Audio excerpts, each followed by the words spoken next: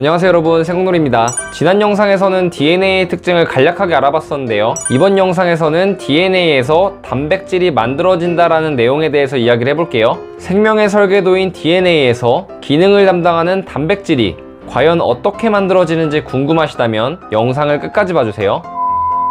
지금까지 입문 시리즈를 보셨다면 제가 DNA의 특성은 ATGC의 배열에 의해서 정해지고 단백질의 특성은 아미노산의 배열에 의해서 정해진다고 했었죠. DNA는 이렇게 생겼고요, ATGC의 배열로 이루어져 있죠. 단백질은 이렇게 생겼고요, 아미노산의 배열로 이루어져 있죠. 그렇다면 DNA로부터 단백질이 만들어지려면 DNA의 ATGC 배열로부터 단백질의 아미노산이 대응돼서 만들어져야겠죠. 그래서 정말로 똑똑한 생명의 시스템은 DNA의 특정 배열을 특정 아미노산에 대응시키는 방식을 사용해요. 좀 더 자세한 내용은 뒤에서 말씀드리고요, 이보다 먼저 얘기를 드릴 거는 세포 안에 존재하는 DNA는 손상되면 안 되는 굉장히 중요한 존재라는 거예요. 그래서 단백질을 만들 때 직접 참여하지 않고요, 자신의 분신을 만들어서 대신 단백질을 만들도록 해요. 세포 안에서는 필요한 수많은 단백질들이 끊임없이 계속해서 만들어지는데, 이런 빡센 작업을 DNA가 직접적으로 참여하면 그 과정에서 분명 손상을 입을 수도 있겠죠. 그래서 DNA는 이러한 손상을 최소화하기 위해서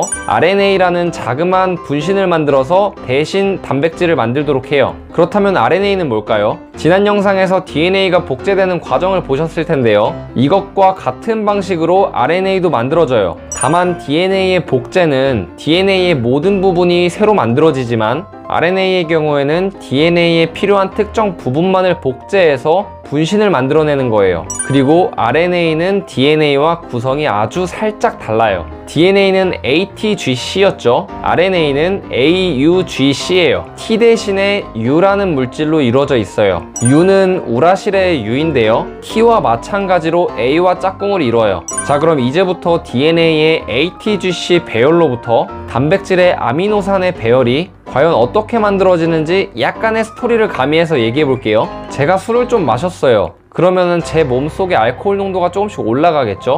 그러면은 제 몸에서는 알코올 농도를 낮추기 위해서 알코올 분해를 담당하는 단백질을 만들어야 돼요. 그리고 모든 단백질의 정보는 DNA에 있다고 했죠. 우리 몸의 세포 안을 들여다보면 이렇게 DNA가 있을 건데요, DNA의 특정 부분에 알코올 분해 단백질의 정보를 담고 있는 부분이 있어요. 그러면 그 부분에서 알코올 분해 단백질을 만들기 위해 이런 일들이 일어나요.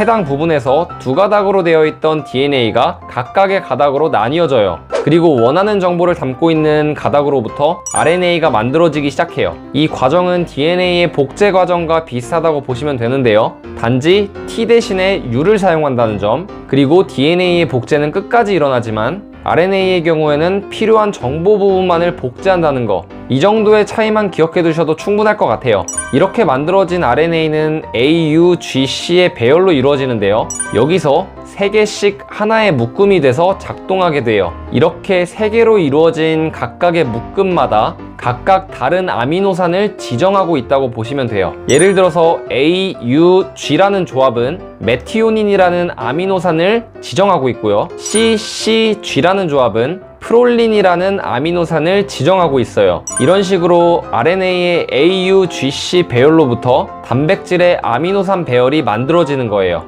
자, 그럼 정리를 해보자면 DNA의 ATGC 배열로부터 RNA의 AUGC 배열이 결정되고, 이는 곧 단백질의 아미노산 배열을 결정하는 거죠. 그리고 아미노산 배열에 따라 단백질의 기능이 결정되는 거고요. 그러면 이런 생각도 할 수 있지 않을까요? 만약에 DNA의 정보를 바꿀 수 있다면 결과적으로 바뀐 DNA의 정보에 의해서 만들어진 단백질은 기존과는 다른 기능을 할 수도 있지 않을까요? 더 나아가서는 우리가 원하는 기능을 만들 수도 있지 않을까요? 그래서 이렇게 DNA의 정보를 바꿔서 다양한 기능들을 우리가 원하는 기능들로 바꾸는 이런 일을 하는 게 바로 유전공학이라고 생각하시면 돼요. 그래서 다음 입문 시리즈 7탄에서는 유전공학이란 무엇인가에 대해서 이야기를 한번 해볼게요. 이번 영상은 여기까지고요. 영상이 유익하셨다면 구독과 좋아요 잊지 마시고, 지금까지 생공돌이었습니다.